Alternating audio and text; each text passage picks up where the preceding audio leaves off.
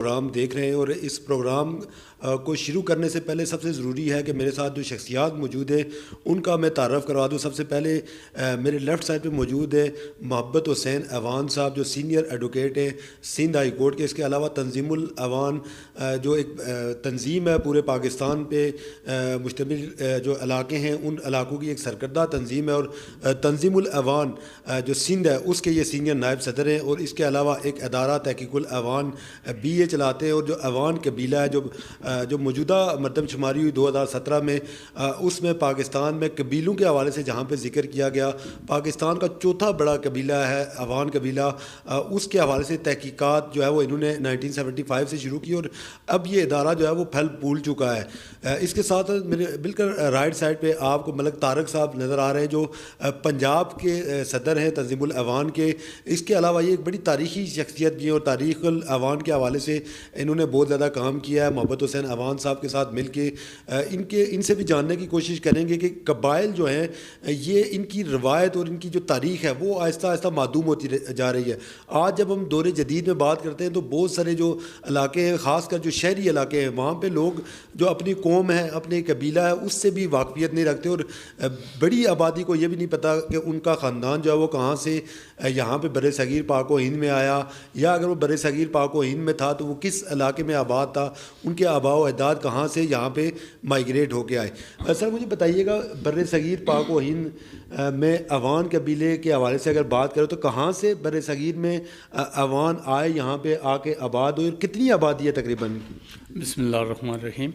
میں پہلے یہ آپ کو بتاتا چلوں کہ ہم حضرت علی کرم اللہ وجہہ کی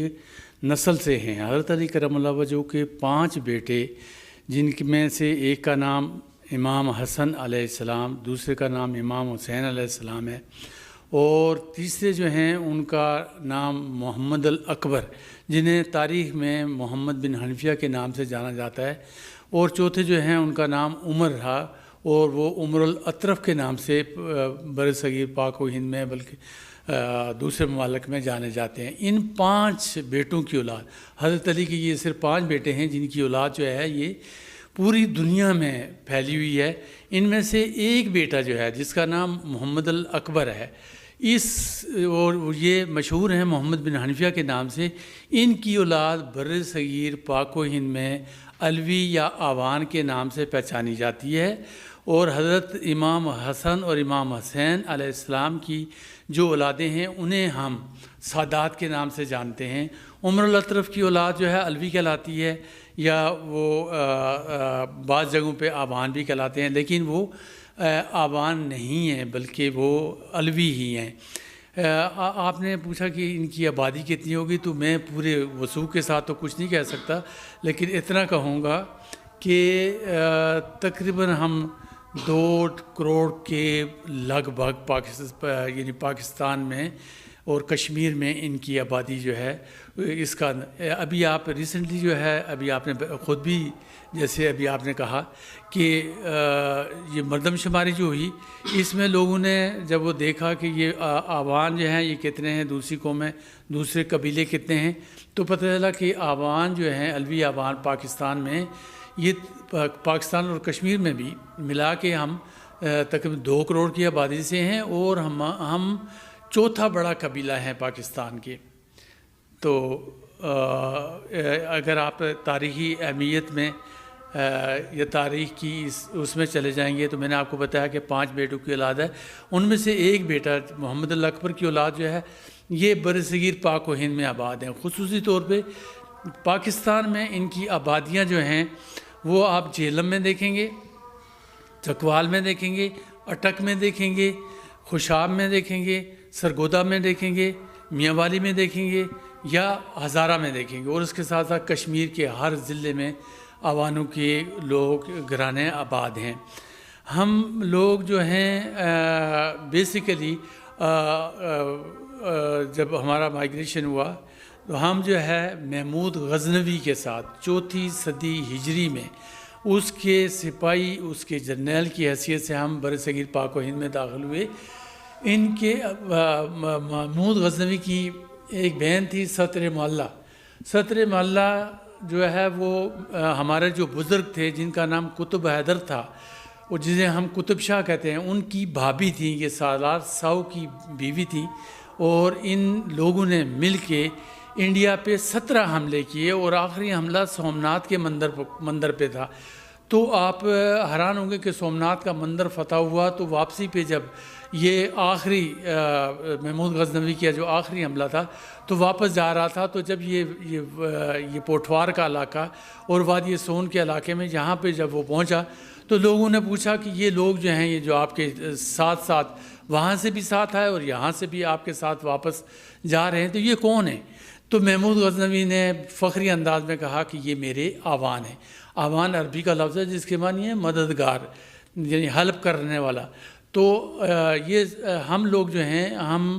یعنی نسبی طور پہ آوان نہیں ہیں، بلکہ ہم نسبی طور پہ علوی ہیں، لیکن ہمیں یہ خطاب دیا گیا جو محمود غزنوی نے ہمیں 34 صدی ہجری میں دیا، تو یہ اس دن سے لے کے آج کے دن تک یہ مشہور ہے۔ ہمارے جو بزرگ تھے، جن کا نام میں نے آپ کو بتایا کہ قطب حیدر شاہ علوی تھے، ان کے 9 بیٹوں کی اولاد جو ہے بر صغیر پاک و ہند میں پھیلی ہوئی ہے۔ ان میں سے 3 یا 4 بیٹوں کی اولاد جو ہے بہت نمایاں طور پہ ہے۔ ایک جو ہیں عبداللہ گولڑا تھے ان کے بیٹے، دوسرے مزمل علی کلگان تھے، اور تیسرے محمد کنڈلان تھے۔ ان کی اولاد یعنی بہت زیادہ اثریت میں، اور ان تینوں میں 2 کی اولاد جو ہے عبداللہ گولڑا کی اولاد اور مزمل علی کلگان کی اولاد۔ مزمل علی کلگان کی زیادہ اولاد جو ہے وہ کشمیر میں ہے، اور پاکستان میں اور وادی سون میں، وادی سون کیسر میں یہ عبداللہ گولڑا کی اولاد ہے۔ تو ہم لوگ جو ہے یہ 9 بیٹوں کی اولادیں، باقی بیٹوں کی بھی اولادیں مشہور ہیں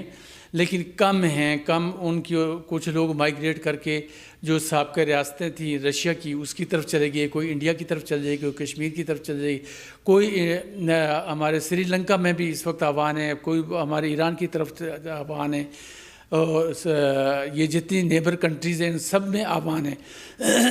ان میں آوان جو ہیں، جو ہم جو علوی میں نے کہا کہ ہم اصل طور پہ علوی ہیں اور آوان کہلاتے ہیں، علوی یا آوان یا ہم علوی آوان مشہور ہیں۔ تو ہمارے اجداد جو ہیں ان کا پارٹیسپیشن ہے کہ وہ اپنے زمین سے محبت کرتے ہیں، اسلام سے محبت کرتے ہیں، اور قرآن کی حفاظت کا ان کا عزم ہوتا ہے کہ اسی لیے وہاں ہماری اصل اوریجنلٹی جو مدینہ میں تھی، مکہ میں تھی، وہاں سے ہم ہجرت کرتے ہوئے یہاں تک اس لیے آئے کہ ہم تبلیغ دین کی ہم نے فریضہ جو ہے وہ اپنے ذمہ لے رکھا ہے، اور ہم صرف تبلیغ دین کرتے ہیں۔ اگر آپ پاکستان کی فوج میں دیکھیں گے تو تقریباً میں میرا خیال ہے محفوظ انداز میں کہہ سکوں گا کہ 50% آوان جو ہیں وہ ہمارے عسکری خدمات انجام دے رہے ہیں۔ بڑے اچھے انداز میں جو ہے وہ محبت حسین اعوان صاحب ہمیں اس قبیلے کی تاریخ بتا رہے تھے جس کی نہ صرف اسلام کے حوالے سے خدمات ہیں، بلکہ اگر افواج پاکستان میں پاکستان کے دفاعی شعبے کے حوالے سے بات کریں تو انہوں نے بڑی ڈیٹیل میں جو ہے وہ ہمیں بتایا کہ پاکستان میں جو افواج پاکستان کا حصہ رہے، جو سینئر قیادت تھی افواج پاکستان میں، ان میں بھی جو ہے وہ اعوان قبیلے کے لوگ شامل تھے۔ موجودہ جو ہماری مردم شماری جو 2017 میں ہوئی اور جس کی نتائج کے حوالے سے ابھی ابہام پایا جاتا ہے، کچھ جماعتوں کی طرف سے بھی جو ہے وہ اس پہ اعتراضات اٹھائے گئے، لیکن قبیلوں کے حوالے سے اگر بات کریں تو جو اعوان قبیلہ ہے وہ پاکستان کا 4تھا بڑا قبیلہ، اور جیسے اعوان صاحب نے ہمیں یہ بھی بتایا کہ پاکستان میں تقریباً ان کی آبادی اگر آزاد کشمیر کو بھی ملوا لیں ساتھ تو تقریباً 2 کروڑ سے زیادہ بنتی ہے۔ تو اس سے آپ اندازہ لگا کہ اتنا بڑا قبیلہ ہے، اور اس کے یہ سرپرست اعلیٰ بھی ہیں، اور ساتھ ساتھ جو سندھ کے حوالے سے خاص طور پہ جو ہے وہ انہوں نے بڑا کام کیا، کیونکہ سندھ میں جو ہے وہ اعوان قبیلے کے حوالے سے انہوں نے ریسرچ کی اور ڈھونڈ کے نکالا ان لوگوں کو، اور ان کو اپنی شناخت دی، ان کے قبیلے کی شناخت دی۔ ملک طارق اعوان صاحب ہمارے ساتھ موجود ہیں، یہ آرگنائزر ہیں پنجاب کے، اور اس کے علاوہ ادارہ تحقیق الاعوان پاکستان کے حوالے سے بھی کام کرتے ہیں۔ سر بتائیے گا اعوان جو قبیلہ اور خاص کر تحقیق الاعوان جو پاکستان ہے، اتنی ضرورت کیسے پیش آ گئی کہ ایک قوم کے لیے آپ نے تحقیق شروع کی اور اس قبیلے کو شناخت کے حوالے سے جو ہے وہ آپ نے اتنا کام کیا؟ یہ ادارہ تحقیق الاعوان پاکستان جو ہے، اس کی بنیاد محمد حسین اعوان صاحب نے 1975 میں ڈالی ہے، اور اس ادارے پر انہوں نے کام کیا اور انہوں نے کتابیں بھی لکھی ہیں اعوان قوم پر۔ عوان قبیلے پر. تو انہوں نے بہت محنت کی ہے اس ادارے کے. پھر ہر ضلع میں انہوں نے چیف کوآرڈینیٹر اور کوآرڈینیٹر بنائے ہیں. اس طرح ہمارے 3000 سے زیادہ چیف کوآرڈینیٹر اور کوآرڈینیٹر اس ادارے کے بن گئے ہیں اور ہر ضلع میں تحقیق پر کام ہو رہا ہے. اور محمد حسین عوان صاحب نے 11 عوان قوم پر کتابیں لکھی ہیں اور انہوں نے بہت محنت کی ہے. انہوں نے عوان قوم کو ان کی پہچان دی ہے. ان کی وجہ سے ہم پھر اس ادارے میں شامل ہوئے ہیں. ہم نے بھی ان کے ساتھ کام شروع کیا ہے اور ہم بھی دن رات ہر ضلع میں جاتے ہیں, ہر علاقے, ہر ڈویژن میں جاتے ہیں. آزاد کشمیر, سندھ, بلوچستان, پنجاب, KPK میں ہم جا رہے ہیں ادارے کی تحقیق کے لیے اور لوگوں کو بتاتے ہیں, عوان قوم کے بارے میں بتاتے ہیں, ان کو اپنی شناخت دیتے ہیں. تو اس پر ہم کافی کامیابیاں ہو گئی ہمیں. اب الحمدللہ کوئی تھوڑی سی جدوجہد رہ گئی ہے. تو انڈیا اور ایران سے بھی ہم نے تحقیق اکٹھی کر لی ہے.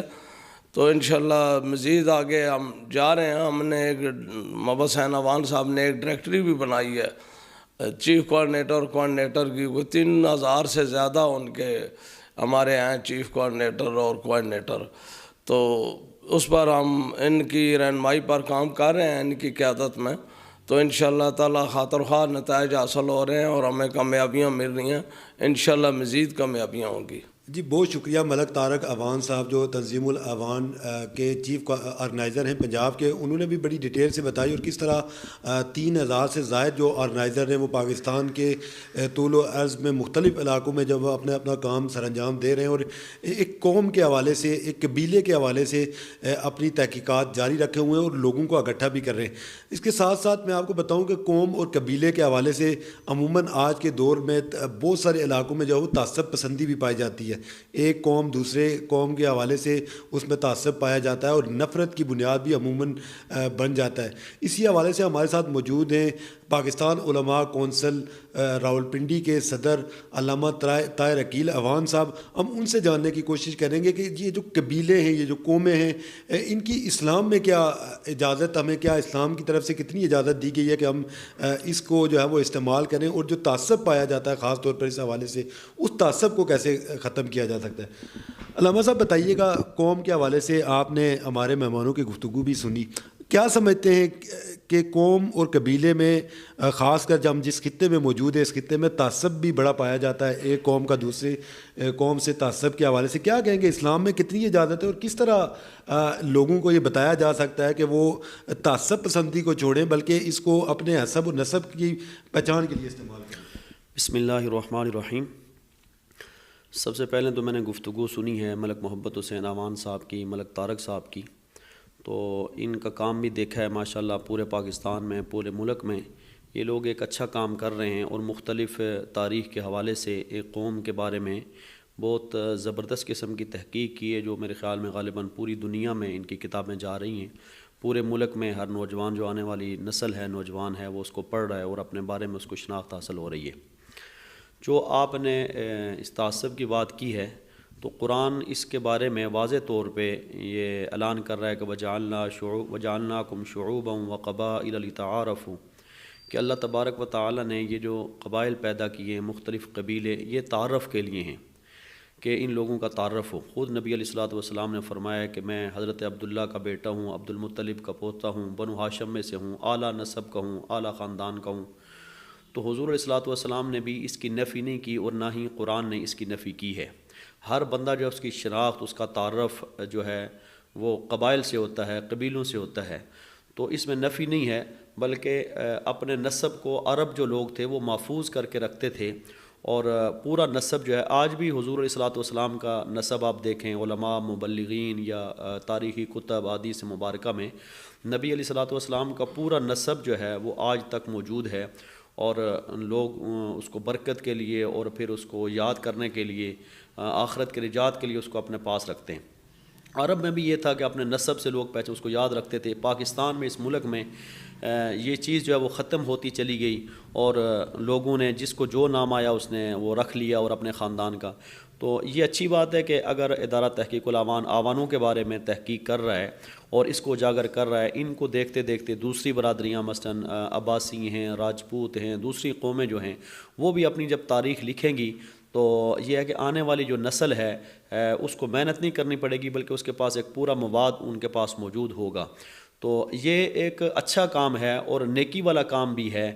تاکہ کسی کو کسی کی شناخت مل جائے، تو یہ اچھا کام ہے، یہ برا نہیں ہے، اور نہ ہی قرآن و حدیث میں اس کی نفی نہیں ہے، بلکہ یہ ہے کہ قرآن بھی اس کی اجازت دیتا ہے اور حدیث مبارکہ بھی، کہ اپنے نسب کی حفاظت کی جائے اور ہر بندے کو اس کے نسب سے پکارا جائے، اس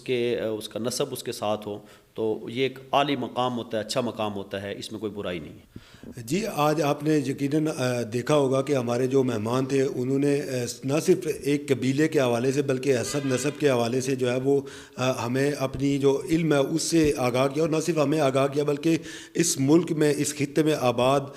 جو ایک قبیلہ ہے، جو پاکستان کا چوتھا بڑا قبیلہ ہے، ان کو بھی اپنی تاریخ سے آگاہ کرنے کی کوشش کی۔ اور اس کے علاوہ ہم نے جو ہمارے ساتھ عالم موجود تھے، عالم دین تھے، اسلامی شرعی جو قانون ہے اس کے مطابق بھی انہوں نے ہمیں بتایا کہ کس طرح شریعت میں جو حسب نسب ہے اس کے حوالے سے ذکر موجود ہے، اور نبی آخر الزمان حضرت محمد صلی اللہ علیہ وسلم کس طرح اپنا حسب اور نسب جو ہے وہ پیش کیا کرتے تھے۔ آج کا پروگرام یقیناً آپ کو پسند بھی آیا ہوگا، اور اس حوالے سے ہم مستقبل میں بھی اس طرح کے پروگرامات ترتیب دیں گے جس پہ عموماً بات نہیں کی جاتی، اور میڈیا میں آج کے دور میں جب میڈیا کی جو مصروفیات ہیں وہ بہت زیادہ بڑھ گئی ہیں،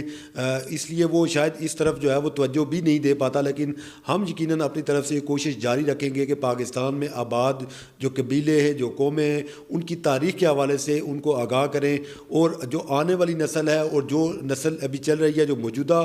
اس دنیا میں لوگ موجود ہیں، اس خطے میں لوگ موجود ہیں، ان کو بھی آگاہ کرتے رہیں گے کہ ان کے آباء و اجداد کہاں پہ آباد تھے اور کہاں سے وہ یہاں پہ مائیگریٹ کر کے پاکستان کے کن کن علاقوں میں آ کر آباد ہوئے۔